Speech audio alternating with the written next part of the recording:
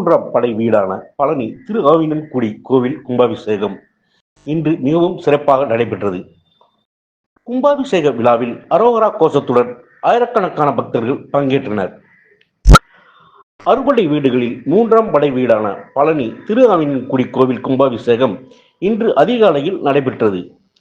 கடந்த 4ஆம் தேதி அதிகாலை கணபதி வழிபாட்டுடன் முதற்காலை யாகசால பூஜை தொடங்கியது. இன்று அதிகாலை 6ஆம் கால யாக வேள்வி நடைபெற்றது.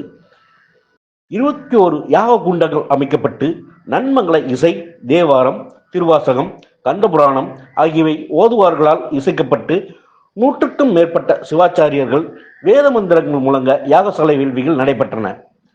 அதிகாலை புனித கலசங்கள் ஊர்வலமாக எடுத்துச் செல்லப்பட்டு மூலவரான அருள்மிகு குழந்தை வேலாயுத சுவாமி கருவறை விமானம், ராஜகோபுரம் கும்பங்களுக்கு புனித நீர் ஊற்றப்பட்டு கும்பாபிஷேகம் நடைபெற்றது. தொடர்ந்து திருச்சுற்று தெய்வங்களுக்கும் திருக்குட நன்னீரட்டு நடைபெற்றது. காலை 6:45 மணி அளவில் மூலவர் குழந்தை வேலாயுத சுவாமிக்கு அபிஷேகமும் மகா தீபாராதனையும் நடைபெற்றது. கும்பாபிஷேகத்தை காண வந்திருந்த பக்தர்களுக்கு விபூதி பிரசாதமும் அன்னதானமும் வழங்கப்பட்டது.